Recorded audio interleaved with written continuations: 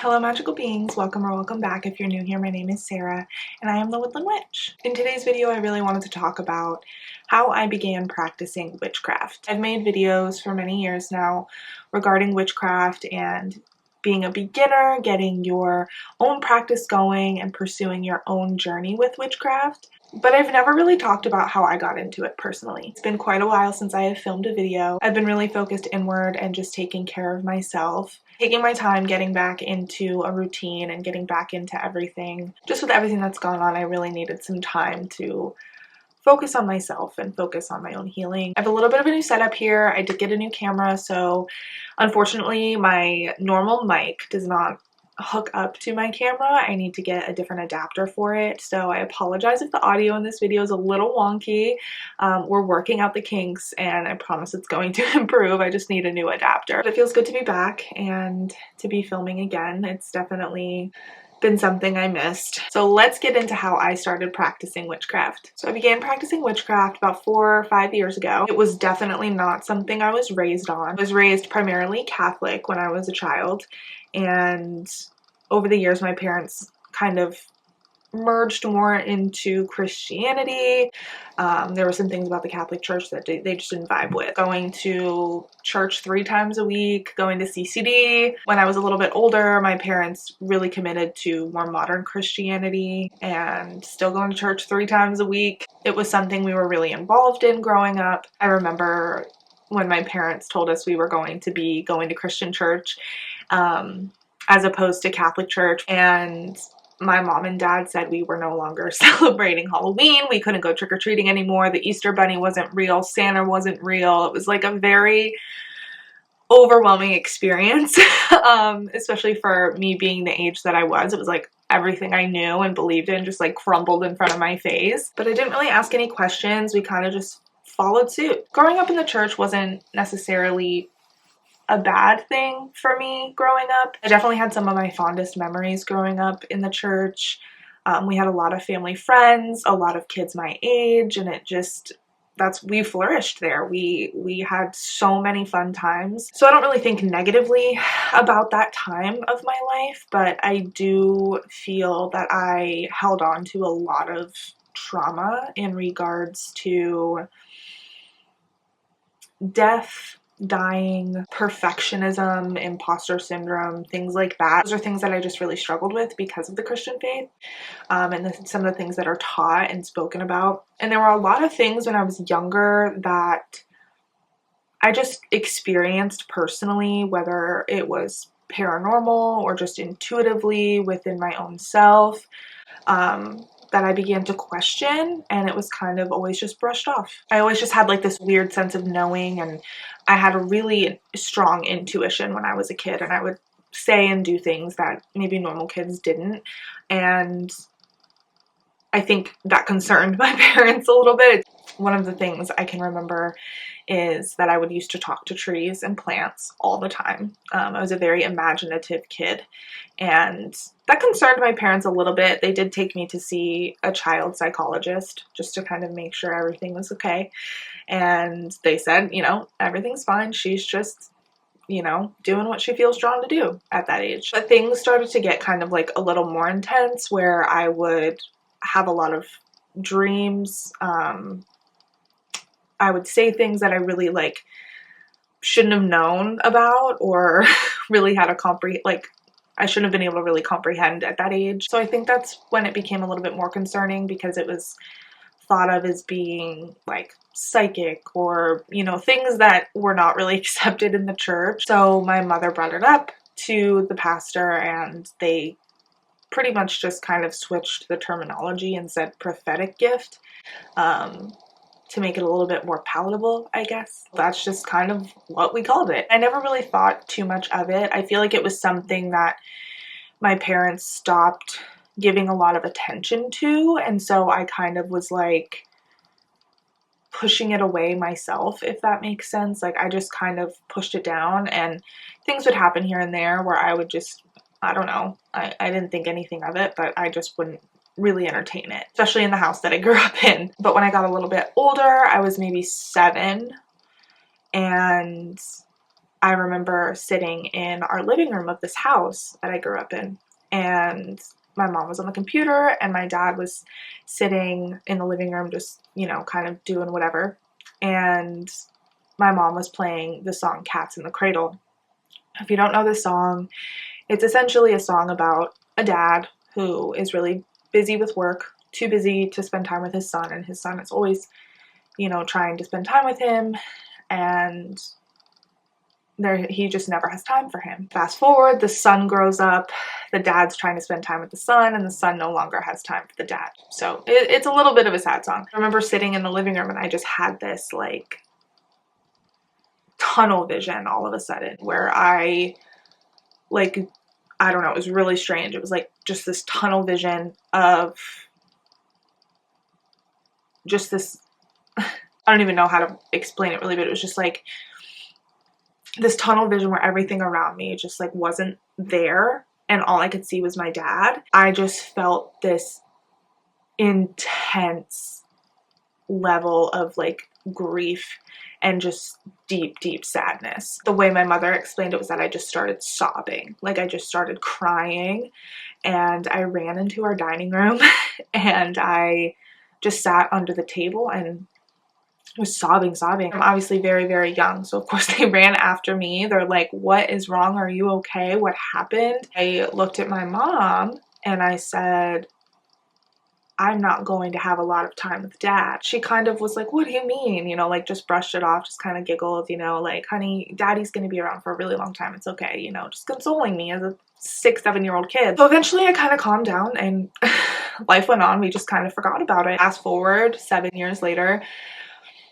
my father was diagnosed with cancer and passed away 2 days after his diagnosis. It was very shocking. And in that moment when we were all in the hospital room with him, I experienced that tunnel vision again, except this time that tunnel vision was me seeing that moment from when I was that child and having that intense feeling of grief. Dad's not going to be around for a long time. And I remember like connecting the two and just passing out. Like I just passed out. After that event, I kind of was like, I don't want anything to do with this sort of like knowing, this intuition, anything like that. I was like, I am shutting all of it off. And I just flipped a switch and I was like, no more. I don't want to be connected to anything in this way. I don't want to know anything. I don't want to feel anything. But that event sort of sparked something in me regarding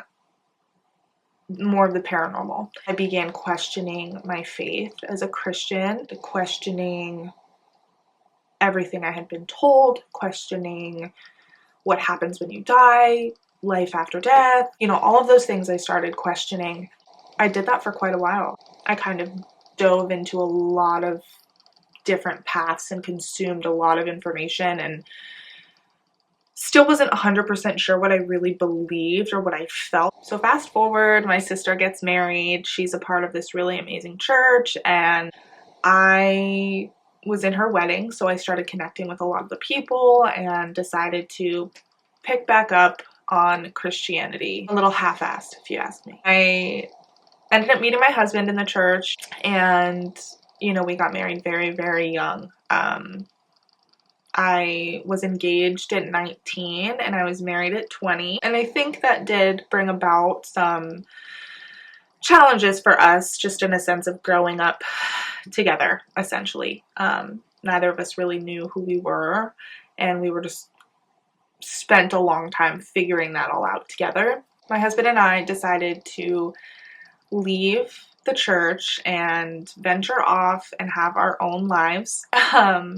And at that point, we were very, very negative about religion in general. And we decided to leave the church and we were going to go move away from everything we knew, all of our family, and just start over and live the life that we wanted to live. Now, in that time that we were kind of on our own, I began to work through we both did really a lot of religious trauma that we had. I began having severe anxiety. And that was something that I struggled with on and off growing up, but it got really bad, I began drinking pretty regularly and pretty heavily. Now at that age, like early 20s, I always considered it like my party phase. Like, you know, I got married so young, we're just being kids now, you know, this is what everybody does. So I began to use that as a way to numb that anxiety. I became a literal shell of a person. Around the same time, I started embracing special effects makeup. I did glam makeup and special effects, but I was really drawn towards special effects, and I began working at a haunted attraction. This was kind of my first step in the door to witchcraft because I worked with a woman who was a practicing witch. You can imagine my surprise of being like, wow, like, this is really cool. People actually, you know, believe and practice these sort of things, and it's something I think, especially in the church, was pushed as more satanic than anything else. So naturally, I'm really intrigued, but I'm also still dealing with that anxiety, that religious trauma, and that fear. So I really held myself back for a long time. I had to heal a lot of religious trauma in therapy to be able to embrace this belief system and embrace who I am as a person and really validate the things that I believe in. So I began incorporating little things here and there. I got a tarot deck. I didn't touch it, but I had one. And I had crystals and, you know, just little things. I think I was mostly just like dipping my toe in and kind of just reading about it, things like that, because I had so much fear embedded in my brain that I was gonna like go to hell. At this time, my husband and I also began having a lot of issues in our relationship. I'll spare the details, but we did end up legally separating from each other. And at this point, I felt so alone. I felt like a failure. Still just making tons of mistakes, not taking care of myself. I didn't really have a lot of respect for myself. I wasn't hanging out with really great people. I wasn't around people who really cared about me. A lot of what my friends and I did together was go to the brewery. It was just a lot of surface level type of connections. You know, I think a big issue that we had was listening to the opinions of others, like about my relationship and what I deserved, what I didn't deserve, what I was doing wrong, X, Y, and Z. It was just a lot of like overwhelming things. And so at this time I was just getting in trouble. I didn't really have any regard for what I was doing. I was very self-destructive, to be honest. I just was somebody that I'm not really proud of. With all these things going on and, you know, not having like respect for myself and allowing myself to just be used and not really caring about anything, numbing it with alcohol, that started to really take a toll on me. And there was kind of one thing that really that was the nail in the coffin for me. I was so unbearably depressed. I had lost all of my self-confidence. I felt like a useless piece of garbage. My husband and I obviously weren't living together. And it was just a really difficult time. And for the first time in my entire life, I was completely 100% alone. This was just like really hard for me because I felt like I had lost everybody that I cared about. I had invested in all of the wrong relationships. I felt used. I felt alone. I felt like I had no respect or love or confidence in myself. Like I was worthless. I was alone in my house and there was just deafening silence. Just silence. I hit rock bottom. Just remember like sitting in the middle of my living room just sobbing and wailing, crying, wondering like how I could get things so astronomically wrong. I looked over at my bookshelf and that tarot deck was still there. That tarot deck I didn't touch. I just said, fuck it, I'm gonna grab it. And like something in me in that moment, I don't know, I I looked over and I saw that tarot deck, the one that I had never touched because I was too afraid, and I just like snatched it off the shelf and I opened it. I just spread all the cards out on the floor because at this time I had never really read tarot before. I picked up a card and it was the Tower. This deck was very nice to me. At the time, obviously, I didn't really know what that meant or what that card meant. And I opened it and it said transformation, unexpected change, unexpected endings, you know, things like that. I just remember feeling this sense of like, this deep breath of just like, I need to be more intentional with my life. I need to come back home to myself. I need to nurture my spirit. And there were just a lot of thoughts running through my head at that time. This is when I really started to embrace witchcraft fully. There was something in me that just shifted so heavily when I pulled that card. I was like, this is it. This is the path I'm going to take. I'm committing to it. And like before this, I had like joked around at work and I'd be like, I'm a witch. Like if I counted the number of cups right, or if I guessed a regular was gonna come in today, or just dumb things like that. Mainly, I guess, looking back, it was probably to see how people would receive it, because there is that level of fear too with being accepted and how people are gonna react to you saying you're a witch. And while there has been like that reclamation of title and witchcraft and things like that, it definitely at the time was not something you just blurted out to people. There was that level of like, how is this going to be received? Are people going to think I'm weird? Are they going to think I'm crazy? You know, whatever. You tell people when you're ready. So from then on out, I just fully committed. I dove in head first. Probably a little too much. I think I overwhelmed myself, but it was a big part of me healing myself, reclaiming my power, my confidence, healing more of my religious trauma. It was something so incredible, and it was tough. It was some of the hardest times of my life. And I think there's this level of, you know, looking back, and I feel so sad for that girl, how uncertain she was of herself and how undeserving that she felt. Seeing where I am now, and that level of healing that has taken place is just, will never not blow my mind. And you know, a lot of people, more close family and friends, ask me if I regret that separation with my husband, because obviously we are together now, and we have a beautiful daughter, and we were able to walk in and rip those papers up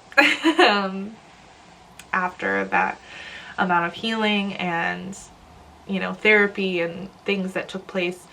And I don't think he does either. I think sometimes you have to hit an absolute rock bottom, and the only way out is up. I learned so much about myself at that time because it was the only time ever that I had ever been alone. And I had spent my whole life identifying with the church and making that my identity, or being a rebel and just going out partying, having fun, and identifying with that, and only hanging out with people who nurtured that. And then I identified with just being a wife. It was just identifying with all of these things that only partially made up who I was, and I didn't really know who I was. After getting married really young and, you know, all of those things, I think there was this level of not having an identity. I didn't really know who I was. I didn't know what I believed in. I felt like I was losing all of these parts of myself, or dissecting these parts of myself, I should say, to really get to the root of who I was. And I think I had to do that by myself, because like I said, there's these opinions coming in from all sides and all of these influences and things like that, that I had to do it alone. I had to do it alone. And I, you know, lost a lot of other people at that time in my life. And I look back and I'm so thankful for those things and those hardships, because it brought me home to myself. It brought me to me, and it allowed me to figure out who Sarah is. Since then, you know, my craft has flourished, and I was able to tell my family, and my husband and everybody has been so loving and accepting and supportive of me and my beliefs. I'm really, really proud of the work that I've done. It is something that I've spent a lot of time and effort building and nurturing for myself, my beliefs, my ancestors. My practice saved me in a lot of ways. And you know, looking back at all of these decisions that I made to take this path, I am just amazed because, you know, I wasn't raised in witchcraft. I wasn't, you know, exposed to it until much later in my life. But I always knew I had that little tug inside of me that questioned things, that experienced things, that felt drawn to things. It's brought me into connection with some of my best lifelong friends and even some family as well. I did recently find my mother's biological mother. As many of you know, my mother passed away, and she had asked that somebody find my biological grandmother, her biological mother, and find her and let her know. And I always had many questions about my ancestry on that side, and my mother ended up leaving me an entire chest of letters and correspondence between her and my grandmother. And I read all of those letters and found out that my grandmother is a practicing witch. My mom never mentioned anything to me, but when I did tell her that I was a practicing witch, she was like, I kind of figured, you know. It was just kind of how she responded, and I was shocked because my mom very much was still, you know, religious and held on to her faith quite a bit. So I always thought that was strange that she just didn't react, and come to find out, she knew the whole time that there was someone very close to our family that also practiced. And I have found my grandmother. We are in connection with each other, and we've been able to communicate over these things and bond over these things. So this is like really a full circle moment of my craft, is, you know, feeling so isolated and diving in head first all on my own, to now having such a beautiful community and family that I can share this part of my life with and share this path with. Alright, magical beings, that is my story of how I started practicing witchcraft. Feels good to be back filming again, and I will be getting back to regularly scheduled videos very soon. As always, thank you so much for being here, and I will see you in the next one.